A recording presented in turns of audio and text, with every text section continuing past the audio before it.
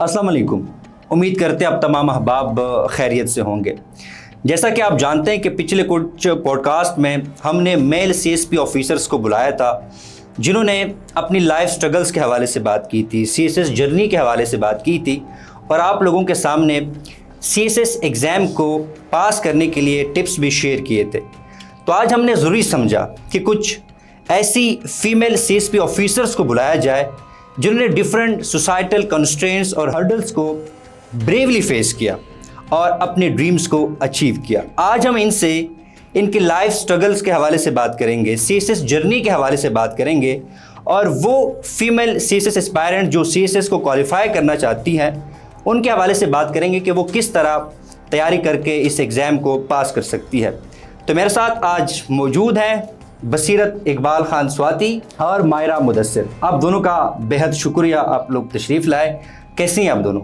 Thank you so much Asad. पहले अस्सलाम वालेकुम सबको। हम लोग बिल्कुल ठीक हैं। आप दोनों का बहुत शुक्रिया, आप यहाँ पे तशरीफ़ लाएं।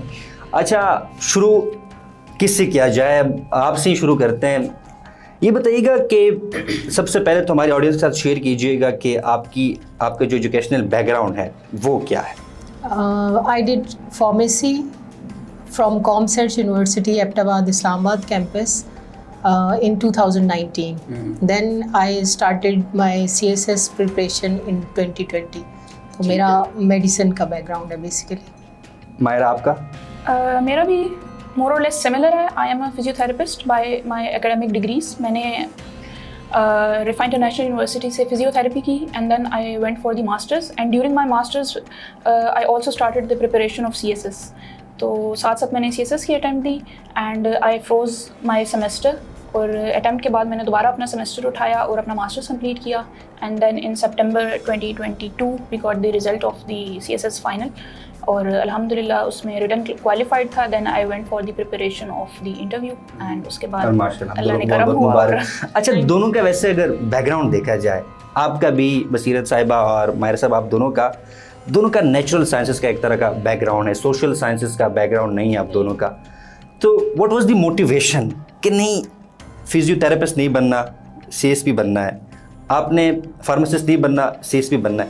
दोनों का मोटिवेशन क्या था, इंस्पिरेशन क्या थी कि आप लोगों ने CSS या सिविल सर्विसेज को ज्वाइन किया? सो बेसिकली जब मैंने अपनी डिग्री कंप्लीट कर ली उसके बाद my father did not allow me to do job. मैं अपनी फील्ड में एक्सेल कर ही नहीं सकती थी आगे। ही सेड कि आप आगे एडमिशन लो, MS करो, मतलब पढ़ो हमेशा, लेकिन अब जॉब नहीं कर सकती। So I was exhausted at home कि अब क्या किया जाए। फिर मैंने कहा चलो घर बैठ के CSS की तैयारी की जाए कुछ। I was scrolling through YouTube videos, उधर से देखे मोटिवेशन, फिर जाना समझा, रिसर्च की, पता चला कि प्रेस्टीज है इस फील्ड में बहुत ज़्यादा और सोशल वर्क करने का बहुत ज़्यादा मोटिवेशन थी इसके पीछे और रिकग्निशन। अच्छा, सोशल वर्क का और रिकग्निशन का एक मोटिवेशन था कि जिसकी तरफ जो आपको CSS की तरफ लेके आया। माहिर साहब, आपका क्या मोटिवेशन थी, क्या इंस्पिरेशन थी आपकी कि आप CSS की तरफ आई? अच्छा, in my last year of my degree मैंने जो है अपना फील्ड में अपनी प्रोफेशनल काम शुरू कर दिया था। Like I went for internships and then I did my house job. तो उस सारे एक्सपीरियंसेस में मुझे रियलाइज़ हुआ कि that there is much more to be done. जो मेरी फील्ड है मेडिकल की, इट इज़ समथिंग जो बहुत ज़्यादा ड्राई नहीं ड्राई, आई वुड से कि मेरी फील्ड जो है मेडिकल की ये बहुत ज़्यादा लिमिटेड है and I wanted a broader canvas to work on. Plus I was working with 1 or 2 NGOs जिसमें मेरा ये था कि बहुत ज़्यादा लोगों के साथ इंटरेक्शन था और उससे भी मुझे थोड़ा सा आइडिया हुआ कि देयर आर प्लेसेस जहाँ पे काम करने की ज़रूरत है और वो तब आप कर सकते हैं if you are in a position जहाँ पे आप डायरेक्टली ग्रास रूट लेवल पे काम कर सकें। So this was basically the motivation for me कि मैं apart from my own professional degree मैं कुछ ऐसा करूँ कि जिससे ग्रास रूट लेवल पे चेंज लाया जा सके। तो that is why I went for grass route change को सामने रखते हुए आपने CSS या सिविल सर्विसेज को ज्वाइन किया। अच्छा, चूँकि आप दोनों फीमेल्स हैं और आप खुद इस सोसाइटी में रहती हैं, तो इस सोसाइटीज़ में ख़वातीन को बहुत सारी मुश्किलात फेस करनी पड़ती है, सोशल स्टिग्मास होते हैं और हर्डल्स होती है, में फैमिली का भी प्रेशर होता है कि इस फील्ड में नहीं जाना, इसमें नहीं जाना। तो आप दोनों ने कुछ ऐसे हर्डल्स या कंस्ट्रेंट्स फेस किए हैं ड्यूरिंग दिस जर्नी? मेरा ये था, आई बिलोंग फ्रॉम पंजाब, लेकिन my family is a Pakhtun family. तो आपको पता है कि पठानों की फैमिलीज़ में यूजली फ़ीमेल एजुकेशन को बहुत, फीमेल एम्पावरमेंट को बहुत ज़्यादा वैल्यू नहीं किया जाता, वो चीज़ इतनी इम्पोर्टेंट नहीं समझी जाती। तो ये चीज़ थी, बट द थिंग इज़ कि अल्हम्दुलिल्लाह I had a very supportive family. Extended family में ये इश्यूज़ थे, लेकिन my father and my mother they were very supportive of my education and me excelling in my career. तो उस चीज़ में अल्हम्दुलिल्लाह अल्लाह हैज़ बीन वेरी काइंड कि मुझे बहुत ज़्यादा एक सपोर्ट मिली इस चीज़ से। और एंड जहाँ तक आपका सवाल है कि आपको क्या इस तरह की कोई स्ट्रगल फेस करनी पड़ी, तो वो it was from the extended family कि वो उनके ऑब्वियसली कंसर्न्स थे कि इतना ज़्यादा बेटियों को पढ़ाना नहीं चाहिए, या अब जो है एक वो शादी की उम्र होगी और इस तरह के। और मुझे लगता है कि मोस्टली फीमेल्स को इस तरह की बातें सुननी पड़ती हैं ड्यूरिंग देयर प्रिपरेशन, कि ये जो है like it's a very uncertain और एक बहुत ज़्यादा टाइम कंज्यूमिंग जर्नी है। तो आई वुड से कि don't let these thoughts stop your self from achieving your dreams. Go for it, अपनी तरफ से पूरी मेहनत करें, इंशाल्लाह अल्लाह ताला आपकी मदद करेंगे and you will excel. As far as my journey is concerned, I faced a lot of hurdles.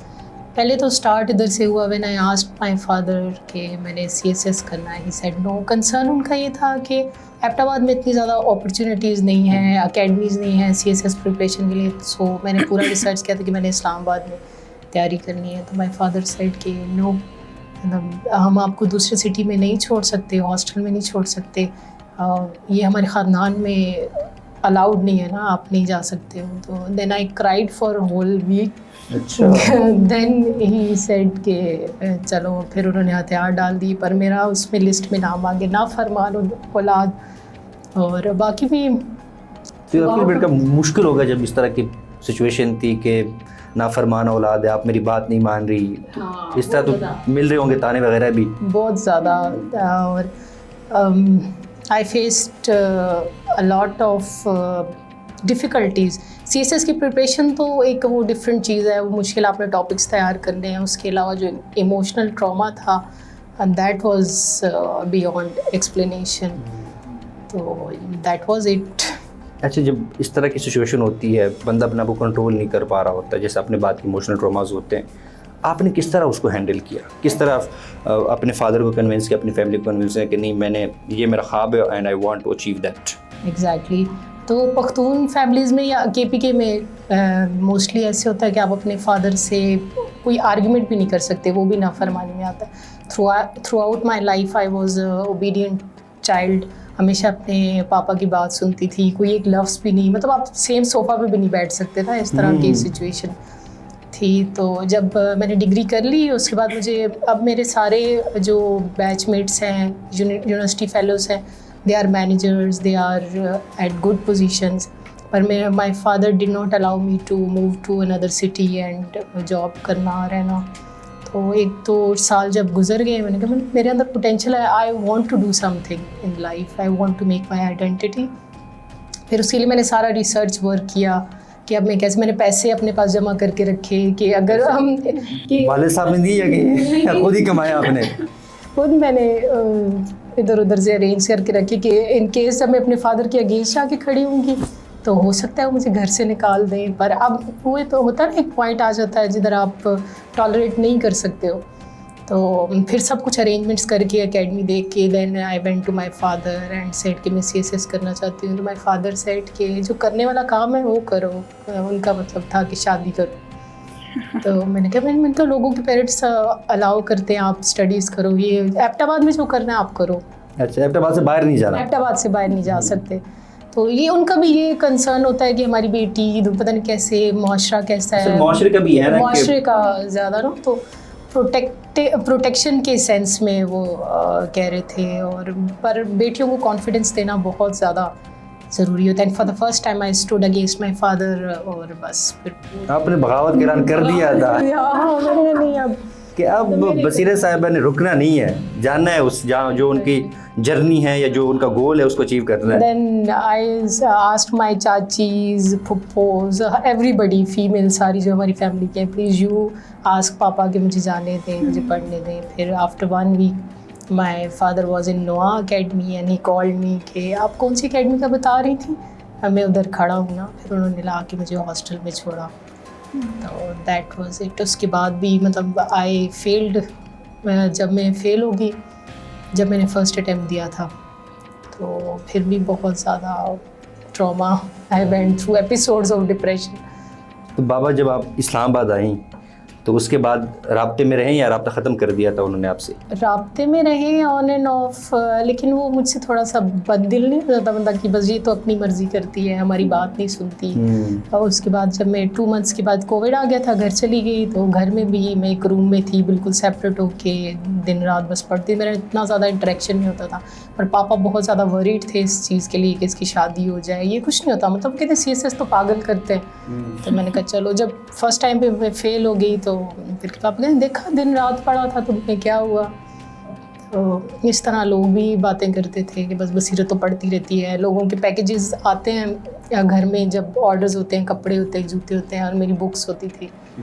तो काफ़ी सारा, मतलब ये अब कहने के लिए अब 1 मिनट में 2 मिनट में आपको, लेकिन इट्स अ लॉन्ग टाइम। 2020 से एक वो होता है, ये मोमेंट्स होते हैं। 2023 था। Thank God I made it.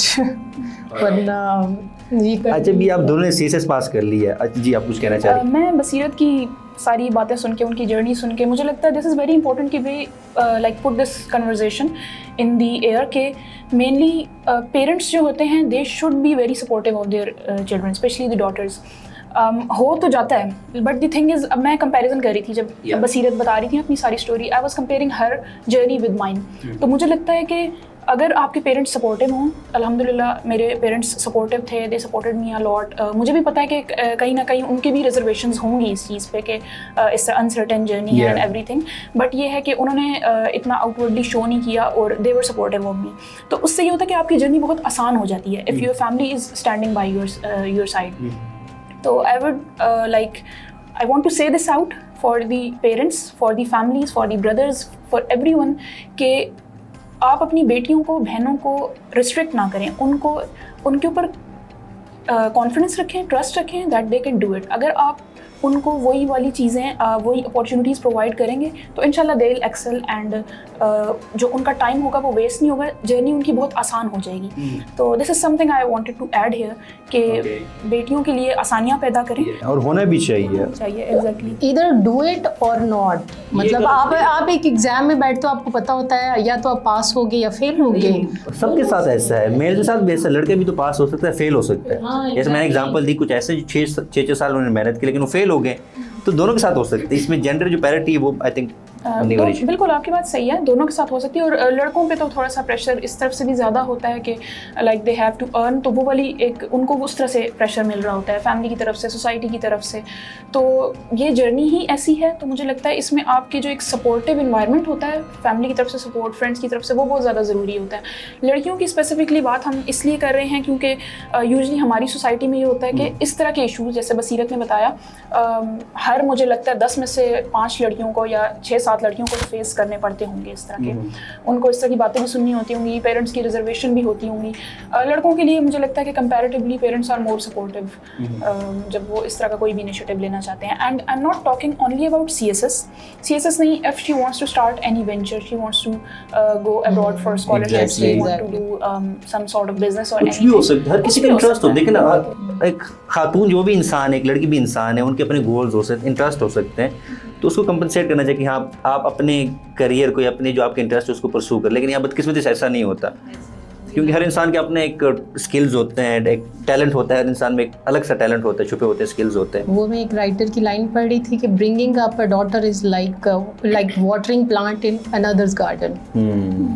तो ऐसा मुआशरे का सोचना। अच्छा, ये आप जिस तरह आप दोनों ने बताया अपनी स्ट्रगल्स के हवाले से, कभी ऐसा मोमेंट आया कि आप दोनों ने सोचा हो कि बस अब नहीं? एवरी डे कोई स्पेशल एक ऐसा मौका आप दोनों को याद हो कि उस दिन हमने सोचा था कि बस अब CSS नहीं करना? हाँ, जब मैं फेल हो गई तो फिर मैंने सोचा कि नहीं भाई, ये तो एलियंस करते हैं, मैं तो कर ही नहीं सकती। बट माई सिस्टर्स, आधा दर्जन मेरी बहनें हैं, और my friends were very supportive. They are like you are 4 marks away, you can do it. तो फ्रेंड्स का भी काफ़ी रोल होता है इस चीज़ में। उसके बाद ना यू हैव टू बी नम, मतलब आप इमोशन कुछ मत फील करो, हैप्पीनेस सैडनेस कुछ नहीं, यू हैव अ गोल। आप उठो, अब आज मैंने ये टॉपिक्स करने और सही से करने, बुक आप लेके बैठे हैं और कुछ अंडरस्टैंड नहीं कर रहे या लर्न नहीं कर रहे, बस ऐसे ही बैठे हैं, प्रिटेंड कर रहे हैं कि आप पढ़ रहे हैं। Stay focused and persistent. और इस जर्नी में आपने बिल्कुल भी होता है इरिटेट हो जाता है बंदा, और आप बहुत ज़्यादा हम्बल रहना है और पेरेंट्स को लूप में लेना है। ये मैं नहीं कह रही पेरेंट्स के बिल्कुल भी अगेंस्ट नहीं जाना, कि आप आपको अच्छे से उनको बिठा के समझाएं और उनसे बात करें, convince them, make them understand कि आप ये करना चाहते हो या लाइफ में कुछ भी स्टार्ट करना चाहते हो। माई सिस्टर्स वर सपोर्टिव काफ़ी ज़्यादा, उनकी वजह से। अच्छा, आपकी लाइफ में कुछ ऐसा इस रिसर्च जर्नी के दौरान कोई ऐसा मोमेंट आया आपने सोचा कि मायरा बस हो गया, अब नहीं, अब जो पेरेंट्स कह रहे हैं या जो किसी और फील्ड की जो अपनी फील्ड थी जिसमें आपने डिग्री ली है उसको परस्यू करना है, सीरियस नहीं करना है, कोई ऐसा मोमेंट आया था आपकी लाइफ में? आई थिंक ये हर एस्पायरेंट की लाइफ में ये मोमेंट आता है। मुझे नहीं लगता कोई ऐसा एस्पायरेंट होगा जो कहे कि नहीं ऐसा नहीं आया। तो obviously I had those moments.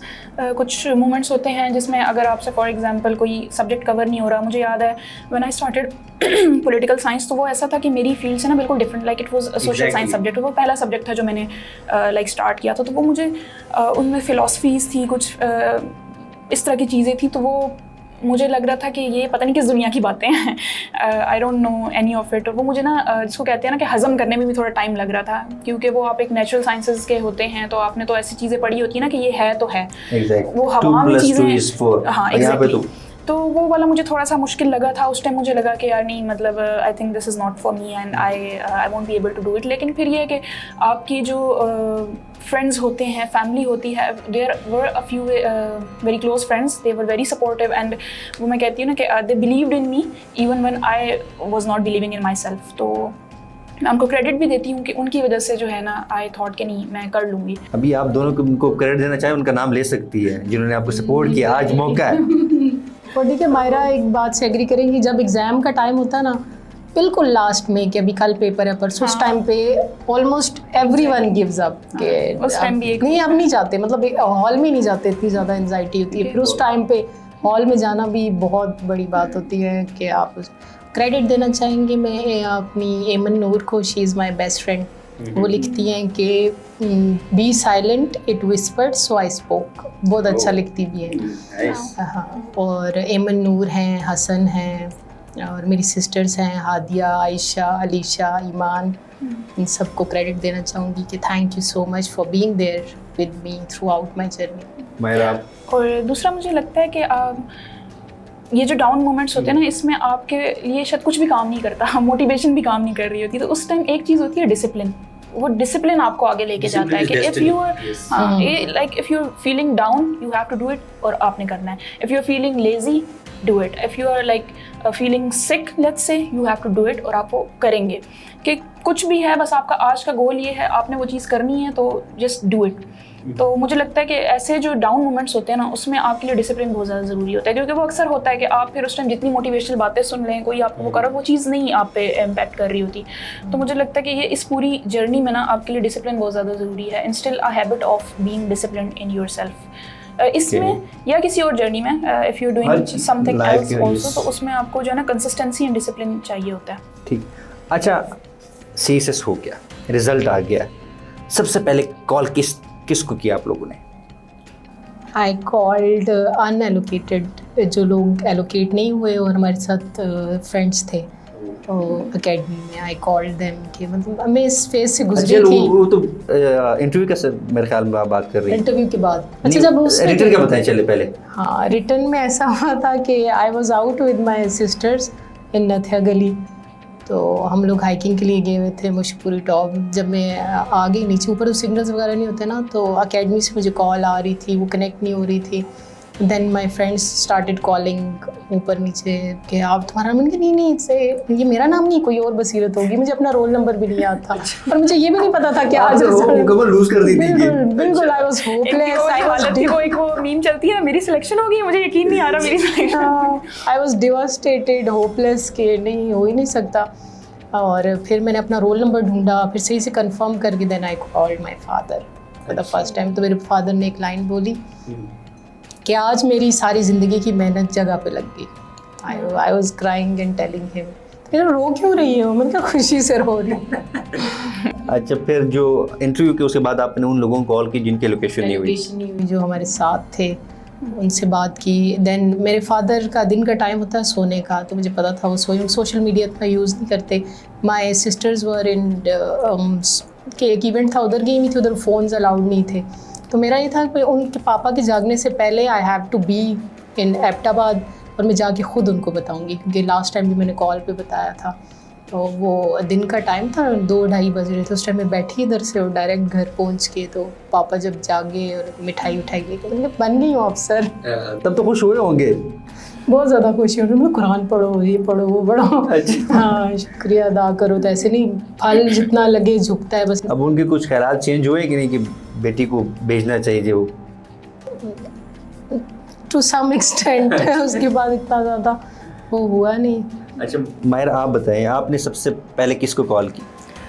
मेरा जब रिटर्न का आया था तो तब तो मुझे फ्रेंड ने बताया था, मेरी फ्रेंड है, तो उन्होंने मुझे लाइक उनका टेक्स्ट आया था, तो उन्होंने मुझे बताया कि आप खुद नहीं देख रही थी, रिजल्ट का वेट नहीं कर रही थी? नहीं, मेरा उस दिन एक्सपेक्टेड नहीं था। लाइक मैं अच्छा। कुछ फैमिली के साथ बिजी थी और उन चीज़ों में, तो मैंने फ़ोन उठाया तो उसका ना मतलब कॉन्ग्रेचुलेशन और इस तरह का मैसेज मतलब आए हुए थे। तो उसने कहा कि रिजल्ट आ गया ना।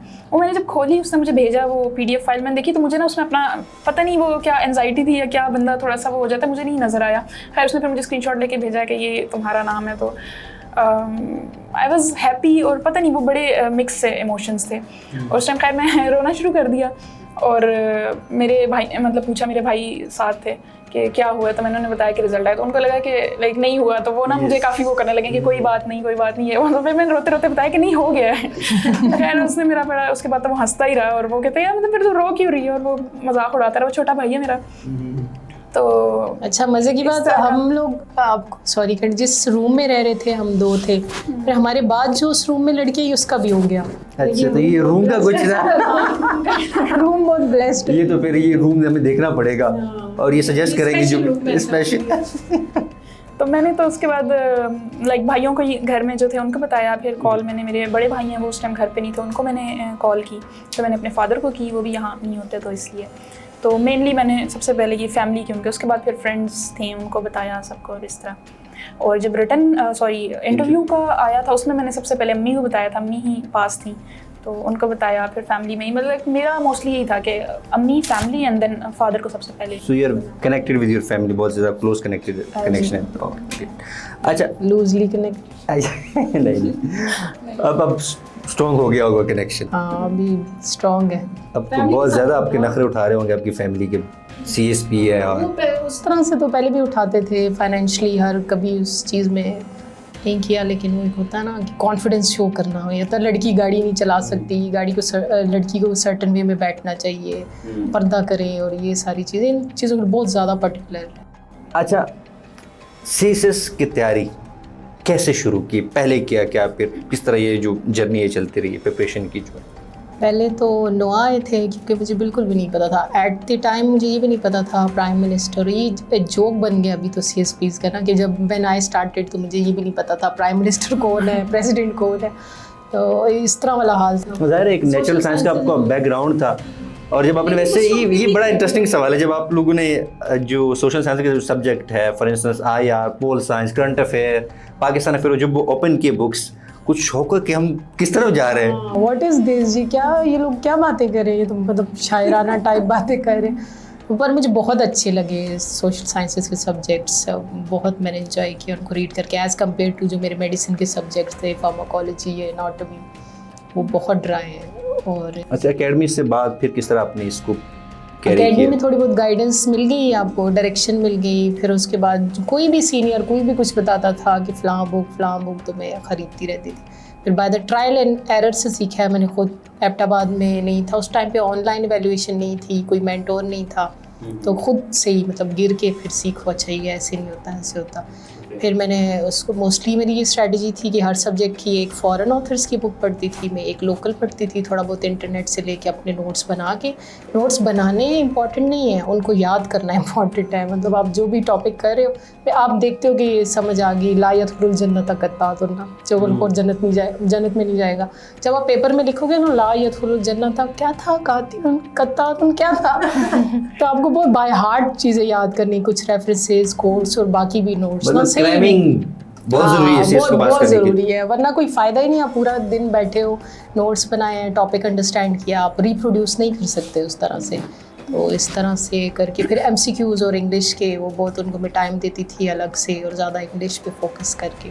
ठीक है माहिरा, आपकी जर्नी कैसी थी, किस तरह प्रिपरेशन आपने की? मैंने जब स्टार्ट की थी तो मैंने भी नोआ ज्वाइन की सबसे पहले, और मुझे याद है मैं एकेडमी में गई थी तो सरफरी थी, करंट अफेयर्स की क्लास चल रही थी, तो मैं बैठी हुई थी और like people were so much knowledgeable, वो इतना ज़्यादा पार्टिसिपेट कर रहे थे, इतनी मतलब सारे एक बात कहते थे तो कोई कुछ ना कुछ कमेंट कहता था कि हाँ सर फलाने ने ये किया, उसका ये कमेंट था, ये हुआ वो। और मैं अबे क्या मैं कहाँ आ गई हूँ वेरी डम कि मतलब ये मुझे क्यों नहीं पता ये चीज़ें। खैर मैं उससे डीमोटिवेट नहीं हुई, I took it as a motivation. और मुझे याद है कि मैं उस दिन आई थी तो मैं पूरी रात सो नहीं सकी थी, यही सोच के कि यार मतलब इन लोगों को इतना कुछ पता है, मुझे क्यों नहीं पता, मतलब ये चीज़ें मैंने क्यों नहीं पढ़ी, या मतलब why I am not aware of these things. तो फिर मैंने खैर उस दिन ही बैठ के जो है ना, ये सारी पूरी रात में सोई नहीं थी, और मैंने जो है ना बैठ के करंट अफेयर्स और वो जो भी टॉपिक चल रहा था उसके ऊपर ना अपनी सारी एक ग्रिप कर ली थी। तो ये होता है कि वो शुरू में एक सेटबैक सबको लगता है, जब आप जर्नी स्टार्ट करते हैं ना, यू फील कि ये इतने ज़्यादा नॉलेजेबल लोग हैं, इनको इतना कुछ पता है और मुझे तो कुछ नहीं पता। लेकिन ये है कि I think it should be taken as a motivation कि आप उससे जो है अपने आप को इम्प्रूव करें। तो मैंने भी ऐसे ही किया, मैंने इम्प्रूव किया। बाकी कुछ लोगों की मेंटोरशिप थी, कुछ लोगों ने बहुत गाइड किया, सीनियर्स ने, और फिर आहिस्ता आहिस्ता मैंने इस तरह जर्नी स्टार्ट की। मैंने जब वैसे तैयारी शुरू की थी तो मैंने इस्लामियात से स्टार्ट की थी। अच्छा। मैंने कहा चलो अल्लाह का नाम लेके स्टार्ट करते हैं क्योंकि बाकी मुझे किसी सारे सब्जेक्ट्स का यही हो रहा था कि पता नहीं थोड़ा सा, क्योंकि सोशल साइंसेस थी and I was not very well versed with social sciences, इसलिए मैंने इस्लामियात से किया। और फिर बाकी सब्जेक्ट्स करते करते पहले कंपल्सरी किए, then I went for the optionals. तो अच्छी रही ओवरऑल जर्नी। जब मैंने ये ऑप्शनल्स पे जब मैं आई, मैंने आपको बताया था पॉलिटिकल साइंस मैंने सबसे पहले स्टार्ट किया, तो उसमें थोड़ी सी प्रॉब्लम फील हुई मुझे, वो थोड़ा सा मुश्किल लगा। क्या ये प्लेटो कहाँ से आ गया, होम्स, ये सारे एग्जैक्टली। और वो उनकी बातें हैं मतलब ऐसी थी कि वो बिल्कुल ना इमेजिनरी सी वो थी। हाँ, तो इसलिए और बंदे का दिमाग घूम जाता है उसको समझने में, क्या कहना क्या चाह रहा है। और आप जो है ना मतलब वही बात है कि भाई चाहते क्या आप और आप दीन से भी मतलब आप कहते हैं कि हमने क्योंकि बचपन से वही जो इस्लामिक चीज़ें पढ़ी हुई हैं और उस तरह की, तो उनकी फ़िलासफ़ीज़ काफ़ी मतलब आपको कॉन्ट्राडिक्ट कर रही होती हैं, तो इसलिए जो है ना थोड़ा सा आपका पूरा जो है ना कॉन्सेप्ट हिल जाते हैं शुरू से। तो लेकिन ये था कि आई एम्ब्रेस्ड इट, उससे मैंने वो किया। फिर मुस्लिम पॉलिटिकल फिलोसफर्स आए, उनका भी पढ़ा, तो बड़ी अच्छी मुझे मतलब पॉलिटिकल साइंस मुश्किल भी लगा लेकिन मुझे बड़ा अच्छा भी लगा। स्टडी प्लान किया था, कोई कहता है मैं इतने घंटे पढ़ता हूँ, आप लोग कितने घंटे पढ़ते थे? मेरा तो बहुत स्ट्रिक्ट स्केड्यूल था। सुबह 8 बजे उठ के मैं कबर्ड में रख देती थी फ़ोन अपना, फिर एक रूम में बैठ जाती थी। 2 बजे तक मैं इंग्लिश पढ़ती थी, प्रेसी और ऐसे वगैरह सब। उसके बाद लंच और थोड़ा सा ब्रेक करके फिर मैं एक सब्जेक्ट पढ़ती थी। फिर असर के टाइम पे मैं सारे MCQs क्रैम करती थी, और रात को करंट अफेयर्स का एक टॉपिक करके बाय 9:30-10 आई वाज डन। उसके बाद मैं कोई सीज़न देख रही हूँ या फैमिली के साथ टाइम, सिस्टर्स के साथ गपशप। मेरी जर्नी इस तरह थी कि मैंने शुरू में तो like I started with 8 to 10 hours कि मैं इतना टाइम दे दूँ। फिर ये था कि आखिरी डेज़ में जाके आपको थोड़ा सा ज़्यादा वो देना पड़ता है, तो वो 12 से 13 घंटे भी लग जाते थे। तो इस तरह से स्टार्ट किया था। और बाकी ये है कि मेरी स्ट्रेटजी ये रही थी कि मैं 1 सब्जेक्ट एट अ टाइम लेती थी। कि अगर फॉर एग्जांपल मैंने पॉलिटिकल साइंस स्टार्ट किया तो मैं फिर उसको ही करती थी कि मैंने इतने दिन के अंदर ये कवर करना है। तो मैंने सब्जेक्ट वाइज किया, मैंने इस तरह नहीं किया कि हाफ में ये करूँ आधा दूसरा सब्जेक्ट कर लूँ। हर किसी की अपनी स्ट्रेटजी होती है। One should go with what works for them.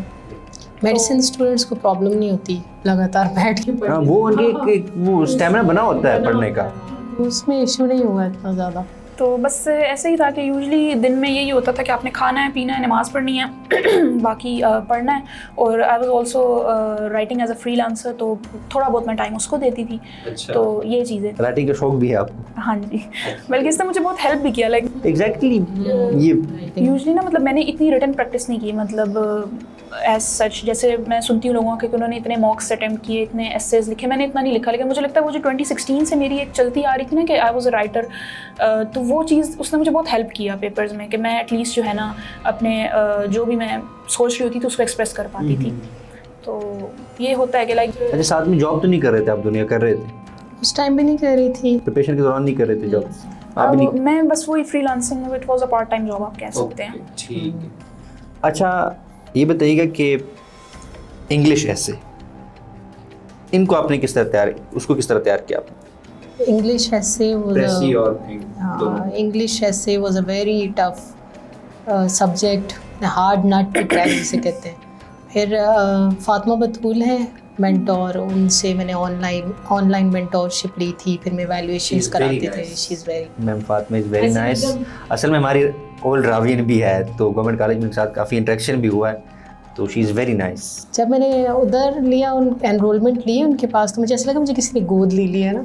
अच्छा। तो उसके बाद वो जैसे बताती थी एक्सरसाइजेज में, और डेली काम करके उनको देती थी, तो उधर से फिर सारी स्ट्रेटजी सीखी, प्रैक्टिस की, उनको चेक कराया। बस सिर्फ मैंने उनसे पढ़ा इंग्लिश ऐसे को लेके, और मैंने 40 ऐसे लास्ट में लिख लिए थे डेली। अच्छा, 40 एग्जाम से कितने देर? फॉर एग्जाम से 40 डेज पहले हर रोज आप ऐसे एक लिखती थी? ऐसे लिखती थी। आपकी क्या स्ट्रेटजी थी मायरा?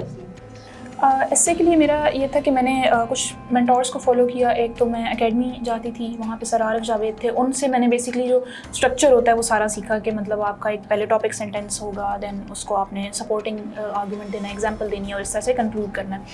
और उसके अलावा ये है कि 49th कॉमन के हैं सर कामरान शाह, उनसे मैंने कुछ एवेल्यूएशंस कराई थी। तो like he gave me a very honest feedback के क्या क्या इशूज़ हैं मेरी राइटिंग में, तो वो किया था। बाकी ये था कि मैंने जैसे वो यूट्यूब पे आप वीडियोस वगैरह देख के ना आपको आइडिया हो जाता है कि आपने एक फैक्ट बुक मेंटेन करनी है जिसमें आपने इकोनॉमिक, सोशल, पॉलिटिकल इस तरह के इश्यूज़ के ऊपर, तो वो मैंने एक फैक्ट बुक बनाई थी और उससे ही मैं लिखा करती थी। तो मुझे वैसे ऐसे में like English was not an issue for me, मुझे बेसिकली राइटिंग का मसला था, क्योंकि मैं I was good at typing, मुझे रिटन प्रैक्टिस नहीं थी, मेरी बहुत स्लो थी। मतलब ऐसे था कि अगर आपने 3 घंटे में 4 सवाल करने हैं तो मुझसे मुश्किल से 1.5-2 सवाल होते थे। तो इसमें मैं खैर क्रेडिट भी देना चाहूँगी, एक 49th कॉमन के सीनियर हैं Junaid Khadal, he is from PSP, तो उन्होंने बहुत ज़्यादा आखिरी डेज़ में ना, मतलब मेरे हालात थे कि जब आई थिंक हफ्ता या 10 दिन रह गए थे पेपर्स में, और मेरे यही थे कि मैं 3 घंटे में 2 सवाल मुश्किल से करती थी। तो उन्होंने मेरी बड़ी रिग्रेस राइटिंग प्रैक्टिस करवाई थी कि नहीं, तो मैं अब सिर्फ ये मसला है कि आप लिखना वो करो। तो वो मैं इतना लिखा करती थी। मुझे याद है कि मेरी ये जो रिंग और लिटिल फिंगर है ये सुन हो जाती थी, लेकिन इट प्रूव बेनिफिशियल। और अल्हम्दुलिल्लाह फिर ये हुआ कि मैं पेपर्स में ना कंप्लीट लिख लेती थी, 4 सवाल पूरे कर लेती थी।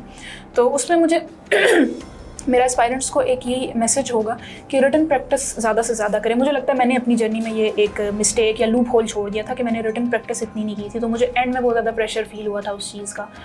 तो आई वुड से कि जो भी पढ़ रहे हैं उसको लिखें ज़रूर, अपने हाथ से गुजारें रिटन प्रैक्टिस, और टाइम्ड रिटन प्रैक्टिस करें कि आपको पता हो कि आपने 30 मिनट्स में या लेट से जो भी आपने रखा हुआ है आपने एक सवाल हल करना है। तो this is how my journey for. अच्छा, ऐसे वैसे कितना लेंथी आप लोगों ने लिखा था? कोई कहता है कि 2000 वर्ड लिखो, कुछ कहता है यार 1200 वर्ड लिख लो पास हो जाएगा। आप दोनों ने क्या लेंथ रखी थी ऐसे की? आई रोट 17 to 18 पेजेस, उसमें 1700-1800 वर्ड्स ही आते हैं, उससे ज़्यादा नहीं लिखा। आपने? मैंने कोई लाइक आई डोंट नो मैंने कितना लिखा, लेकिन ये है कि मैंने बहुत ज़्यादा नहीं लिखा था। फिर भी कितने पेजेस हुए होंगे तकरीबन? 15-16 पेजेस होंगे आउटलाइन के साथ। एग्जैक्टली, मतलब मैंने बहुत ज़्यादा लंबा नहीं किया था, टाइम ही कम था मुझसे, इतना वो नहीं हुआ था, लेकिन शुक्र है कि मैं बस कंक्लूड कर सकी थी। तो मुझे लगता है क्वांटिटी बहुत ज़्यादा मैटर नहीं करती, क्वालिटी मैटर्स मोर। और ये एक हमारे दोस्त है प्रोफेसर जो FPC के एग्जामिनर रह चुके हैं, एग्जामिनर सगीर साहब उनका नाम है, प्रोफेसर सगीर साहब, तो वो FPC के एग्जामिनर रह चुके हैं। तो वो कह रहे हैं कि 1200 वर्ड्स लिखो, सही अंग्रेज़ी और क्वालिटी का एक कंटेंट लिखो तो वो पास हो जाएगा। लेकिन यहाँ पे लोग ये समझते हैं कि नहीं, 2000 वर्ड अगर आप नहीं लिखेंगे तो आप बस आप कैसे फेल। ऐसा कुछ भी नहीं है, क्वालिटी ज़्यादा मैटर करती है। मुझे लगता है सबसे पहले तो आपकी ग्रामर कि कोई यानी बहुत फ्लावरी आपकी इंग्लिश ना हो, लेकिन आपकी बेसिक ग्रामर ठीक हो कि अगले को आपकी बात समझ आ जाए। आप सिंपल ग्रामर सिंपल इंग्लिश में लिखें, ग्रामर आपकी ठीक होनी चाहिए। दूसरा, आपके आर्गूमेंट्स अच्छे होने चाहिए। आप जो भी बात कर रहे हैं विद आर्गूमेंट और विद सम सब्सटेंशियल इंफॉर्मेशन, कोई रेफरेंस है, कोई एग्जांपल है, कोई केस स्टडी है, कुछ ऐड कर दें। तो मुझे लगता है फिर उसमें आपकी क्वांटिटी इतनी मैटर नहीं करती, क्वालिटी मैटर्स। अच्छा, बहुत सारे ऐसे स्टूडेंट्स हैं जिनका बैकग्राउंड नेचुरल साइंसेस से, and they want to become CSP officer, CSS के एस्पायरेंट्स हैं। एक नेचुरल साइंसेस का जिनका बैकग्राउंड हो, वो जब CSS की तैयारी करना चाहे तो वो किस तरह करे? क्योंकि आपने जैसे बताया कि बड़ा शुरू में टफ होता है, आप सोचते हैं कि मैं कहाँ आ गया हूँ, तो उसको किस तरह मैनेज करें? आप स्टार्ट रीडिंग। सबसे पहले तो आप मुल्क के हालात को पढ़ना स्टार्ट करें, अखबार पढ़ना स्टार्ट करें, करंट अफेयर्स एंड हिस्ट्री पढ़ें। ट्रैक टू पाकिस्तान एक बुक आती है, उसमें काफ़ी कंसाइज वो लिखा हुआ है, उसका ओवरव्यू ले लें। तो रीडिंग की हैबिट डालेंगे तो it would be easier to prepare. मैर, आपकी क्या स्ट्रेटजी होगी? कोई नेचुरल साइंस का बैकग्राउंड है और वो CSS की तरफ आना चाहता है, नेचुरल साइंस अनफॉर्चुनेटली हमारी सोसाइटी में ऐसे कि जो नेचुरल साइंसेस के स्टूडेंट्स होते हैं वो इतना वेल अवेयर नहीं होते करंट अफेयर्स से या इस तरह की चीज़ों से। तो आई वुड रिकमेंड कि आप जो हैं, जैसे बसीरत ने कहा कि रीडिंग प्रैक्टिस करें। अगर if you are not into reading तो आप ये कर लें, आप वीडियोस देख लें। आप यूट्यूब पे आपके बेतहाशा चैनल्स मिल जाएंगे, आप कुछ वीडियोस देख लें जिससे आपका एक ना पर्सपेक्टिव डेवलप हो जाए ओवरऑल चीज़ों का, कि दुनिया किस तरह से काम कर रही है, गवर्नमेंट किस तरह से काम कर रही है, क्या करंट अफेयर्स चल रहे हैं, एवरीथिंग लाइक दैट। तो मुझे लगता है वो स्टार्ट आप वहाँ से करें कि अपनी बेसिक जो कॉन्सेप्ट्स हैं ना उनको ठीक कर लें। और चाहे वो आप कोई वीडियो देख लें अगर आपके लिए वो इजी है, अगर आप कोई किताब पढ़ सकते हैं उस पर तो वो कर लें। और उसके बाद मेन जो मुझे लगता है फॉर CSS आपको सिलेबस के साथ स्टिक करना चाहिए, क्योंकि इतना वास्ट है नॉलेज। अगर आप वैसे उसमें जाएं तो आप नहीं उसको कवर कर सकते। तो आप सिलेबस देखें, पास्ट पेपर्स देखें और फिर उस डायमेंशन में जो है ना अपनी प्रिपरेशन को आगे लेके चलें। Exactly, jack of all master of none. ऐसे ही है। तो आपको जो है ना I think you should stick with the syllabus and the past papers. ये दो चीज़ें आपने इसको जो है ना एज ए वो क्या कहते हैं, स्ट्रैटेजी, मुझे वर्ड ही भूल गया। ठीक है, इन दोनों चीज़ों को साथ लेकर चलें। आप दोनों का चूँकि बैकग्राउंड नेचुरल साइंसेस का था, यकीनन आपने जब शुरुआत की थी मुख्तलिफ बुक्स आपने ख़रीदी होंगी या डिफरेंट सोर्सेज को कंसल्ट किया होगा, तो आप कुछ सजेस्ट करना चाहेंगे, कुछ बुक्स सजेस्ट करना चाहिए, रेफ़र करना चाहेंगे उन तमाम CSS पेरेंट्स को जिनका नेचुरल साइंस का बैकग्राउंड है, और आप जो भी CSS के एस्पायरेंट जो भी है CSS करना चाहते हैं, उनको आप किताबें रिकमेंड करना चाहेंगे? वो कौन सी किताबें जो आप समझती हैं कि यार ये किताबें आप लोग लाजमी पढ़ें? हाँ, एक ट्रैक टू पाकिस्तान सबको कहती हूँ लाजमी पढ़ें। एक इस्लामिक स्टडीज़ के लिए Islam its meaning and the message by Khurshid Hamid नाम का, वो लाजमी पढ़ें। ये दो बुक्स मेरी फेवरेट हैं और मैं सबको रिकमेंड करती हूँ। और बाकी सब ऑप्शनल्स की अलग अलग बुक्स होती हैं काफ़ी सारी। फिर उसको अब जो फॉरेन ऑथर्स की बुक है उसमें भी सिलेबस से रिलेटेड आपने टॉपिक्स उठाने हैं, तो ऐसे जनरल कोई बुक नहीं है उसके लिए स्पेसिफिक।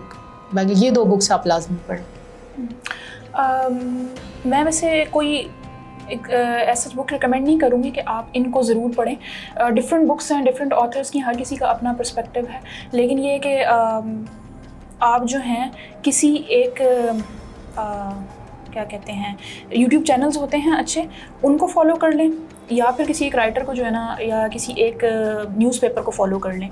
मुझे लगता है अब के दौर में ना बुक्स से ज़्यादा आपकी ये वाली जो रिसोर्सेज हैं ये ज़्यादा हेल्पफुल होते हैं। फॉर एग्जांपल अगर आप यूट्यूब पे उसमें जाएं तो अल जज़ीरा है, उनकी बड़ी अच्छी डॉक्यूमेंट्रीज़ होती हैं, वॉक्स की डॉक्यूमेंट्रीज़ होती हैं, इस तरह की वो हैं।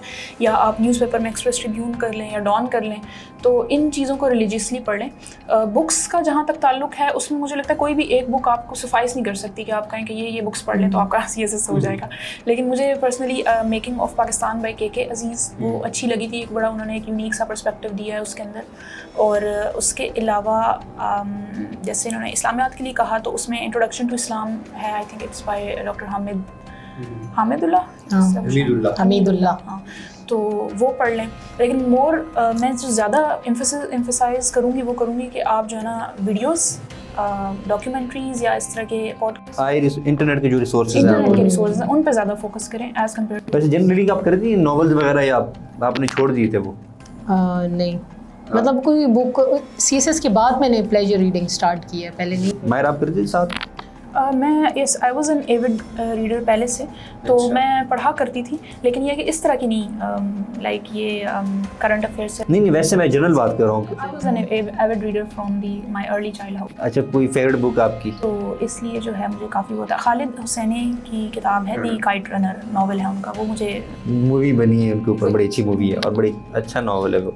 वैसे मुझे मूवी भी मैंने देखी थी, लेकिन मुझे वो पढ़ने में ज़्यादा मज़ा आया। लाइक Yes, आप जो है ना उसको ज़्यादा अपने इमेजिन जब करते हैं ना, तो वो ज़्यादा डिटेल्ड और बड़ा एक अच्छा सिनेरियो बन जाता है। मूवी भी ठीक है, लेकिन मुझे पढ़ना ज़्यादा पर्सनली पसंद है, तो इसलिए। अच्छा, चूँकि आप दोनों जो हैं इस वक्त जो यूथ है, ख़ास तौर पर जो गर्ल्स हैं, उनके इंस्पिरेशन भी है, तो आप दोनों की नज़र में हमारे मुआशरे में विमेन के लिए क्या चैलेंजेस हैं? विमेन के लिए एक तो सोशल चैलेंजेस हैं, सोशल रिकग्निशन नहीं है उनको, emotionally they are exploited, economically they are exploited, so they should stand up for their right and it is never bad.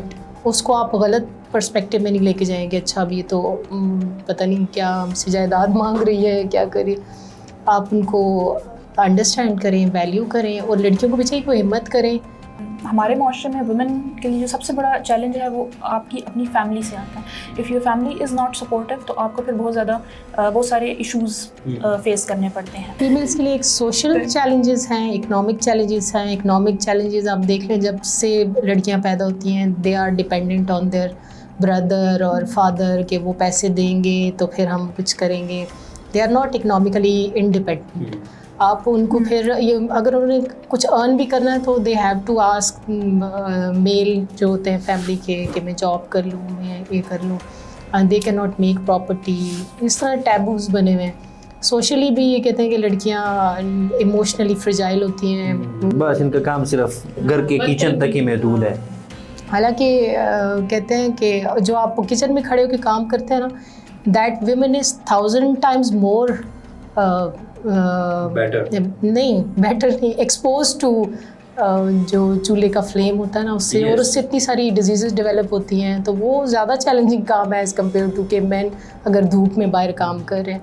तो माया एंजेलो कहती हैं it is very important to recognise and appreciate our heroes as well as our sheroes. तो उन्होंने बोला कि Sheroes को भी recognise करें। तो women should stand up for their right, अपनी फैमिली के या सोसाइटी के अगेंस्ट ना जाएं, लेकिन सीखें कि कैसे आपने अपने राइट के लिए खड़े होना है, बोलना है, और जो सही चीज़ है उसके लिए उसको परसू करना है। मेरे नज़दीक मुझे लगता है कि फ़ीमेल्स के लिए जो सबसे बड़ा चैलेंज है वो एक सोशल कंस्ट्रक्शन है, कि जो सोसाइटी में एक माइंडसेट बना हुआ है कि बहुत सारी चीज़ों में ना उनको कैटेगराइज कर दिया जाता है कि फ़ीमेल्स ये नहीं कर सकती, ये नहीं कर सकती, ये नहीं कर सकती। तो वो जो एक माइंडसेट है, मुझे लगता है कि that is the biggest challenge that females face. वो उसमें फिर आपकी फैमिली भी उस चीज़ का शिकार होती है। यूजली आपकी फैमिली सपोर्टिव नहीं होती, या अगर आप बाहर निकलते हैं, आप वर्क प्लेस में हैं, तो वहाँ पे भी आपके जो काउंटर पार्ट्स हैं they are not supporting you, या उनको वो एक उससे ही देखते हैं कि maybe she is not competent enough. तो वो जो एक माइंडसेट है, मुझे लगता है सबसे बड़ा चैलेंज वही है कि आपने उस चीज़ को चेंज करना है कि there is no difference between a male and female as far as their competency is concerned।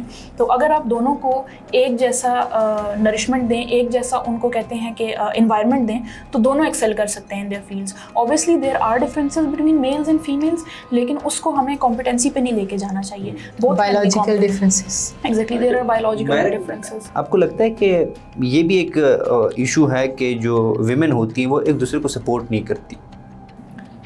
Yes, Is it so?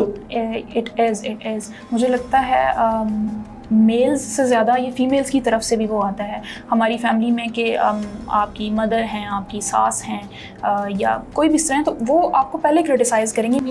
Exactly, मैं ये सवाल इसलिए मैंने पूछा है। तो दिस हैपन्स, और अनफॉर्चुनेटली हमारी सोसाइटी में इंस्टेड ऑफ लाइक सपोर्टिंग कि आप भी उस चीज़ से गुजरी है ना, तो आपको पता है कि मैंने अपनी ज़िंदगी में ये चीज़ इस तरह से फेस की, तो दे शुड बी मोर सपोर्टिव, कि जो यंग बच्चियाँ आ रही हैं they should be supportive of them, उनको कॉन्फिडेंस दें। लेकिन अनफॉर्चुनेटली हमारी सोसाइटी में ऐसा होता नहीं है। आप देखें हमारे ड्रामों में भी यही दिखाया जा रहा होता है, and obviously dramas are the reflection of your society. तो वो चीज़ बड़ी प्रोमिनेंट है हमारी सोसाइटी में कि औरत ही औरत की दुश्मन बनी हुई है। तो I think females all the women should be more supportive of the young girls जो ज़िंदगी में कुछ करना चाह रही हैं, they are aspiring something. अच्छा, फॉर इंस्टेंस एक लड़की है, नौजवान लड़की, ठीक है, यंग गर्ल है, एंड उसके बहुत सारे ड्रीम्स हैं, लेकिन फैमिली का प्रेशर है, सोसाइटी जो आपने एक्सटेंडेड फैमिली का भी प्रेशर है, पेरेंट्स को सपोर्ट नहीं कर रहे हैं, फाइनेंशियल हर्डल्स हैं, तो वो खातून या वो लड़की किस तरह अपने ड्रीम्स को अचीव कर सकती? क्या उनको आप सजेस्ट करेंगे कि आप इस पाथवे को फॉलो करें जिस तरह आप लोगों ने स्ट्रगल की है? क्या आप उस खातून की या उस लड़की को सजेस्ट करेंगे? सबसे पहले तो मुझे लगता है कि वो जो फीमेल हैं उनको सबसे पहले अपना माइंड बनाना है. She has to accept this कि ये जो पाथवे वो लेना चाह रही हैं, इट वुड बी डिफ़िकल्ट. ठीक है, एक प्राइमरी रिस्पॉन्सिबिलिटी है फीमेल्स की कि उन्होंने जो है घर को देखना है, they have to nourish their family. तो फीमेल्स के लिए मुझे लगता है जब वो एक वर्किंग लेडी बनना चाह रही होती हैं या कुछ इस तरह का करना चाह रही होती हैं, तो उनके लिए थोड़ी सी स्ट्रगल उनकी थोड़ी ज़्यादा होती है, क्योंकि कहीं ना कहीं उनको obviously if they are having a baby तो उन्होंने उस बच्चे का भी ख्याल रखना है. That is her primary responsibility. तो सबसे पहले तो अपना माइंड बनाना है उस बंदी ने कि मैं जिस पाथ पे जा रही हूँ, it is going to require a lot of effort from my side. Secondly मुझे लगता है फिर वो जब खुद एक्सेप्ट कर लेंगी और एक माइंड मैप बना लेंगी कि मैं हर चीज़ कैसे मैनेज करूँगी. मैं ये नहीं, इस चीज़ के हक़ में बिल्कुल भी नहीं हूँ कि आप फैमिली और वो सारी लाइफ छोड़ दें और आप कहें कि बस मैंने तो ज़िंदगी में ये करना है. There should be a balance between the two. जब वो हो जाए उसके बाद फिर आप अपनी जो फैमिली है, एक्सटेंडेड फैमिली है, आपके हस्बैंड हैं, भाई हैं, फादर हैं, जो भी हैं, उनके साथ बैठ के आप एक कन्वर्सेशन करें, कन्विंस देम ऑन दिस कि आप ये करना चाहते हैं and you should be serious. मुझे लगता है वो इसलिए भी बेचारे नहीं मान रहे होते जो भी पेरेंट्स हैं या आप कह लो कि फैमिली के या कुछ, because they don't see seriousness. अगर आप उनको ये चीज़ समझाएं बैठ के कि ये मैं करना चाहती हूँ, this is the plan that I have and I have the potential, तो मोर और लेस वो समझ जाते हैं. तो आई think this is the pathway कि आप पहले खुद को समझाएं, खुद उस चीज़ के लिए डिटर्मिन्ड हो जाएं, एंड देन आप अपने जो भी आपके इमीडिएट सराउंडिंग में आपको लगता है कि उनकी आपको सपोर्ट की ज़रूरत होगी तो उनको कन्विंस करें. ऑब्वियसली. बसीर साहब, आप कुछ कहना चाहेंगे इस ऊपर? पहले तो आपके अपने नर्व स्ट्रॉन्ग होने चाहिए कि मैंने, एंड आपके गोल्स क्लियर होने चाहिए that I can do it, मतलब I am willing to do it. उस पर काम करने के लिए आगे सक्सेस होता है, फेलियर होता है, दैट डजंट काउंट. उसके बाद you start convincing your family, जो आपकी इमीडिएट फैमिली है, educate them, talk to them. बिल्कुल भी उनसे बदतमीज़ी से या किसी और वे में बात नहीं करनी. उसके अलावा आजकल तो सब कुछ घर पे अवेलेबल होता है ना. अगर आप उसके कुछ पढ़ना चाहते हो तो आप ऑनलाइन पढ़ सकते हो, हेल्प लेके. फिर आहिस्ता आहिस्ता चीज़ें बेहतरी की तरफ जाती हैं. फिर आपने मूव होना हो तो फिर उसके लिए आप फैमिली को कन्विंस करो. Otherwise there is no other way to get out of all of this patriarchal setup.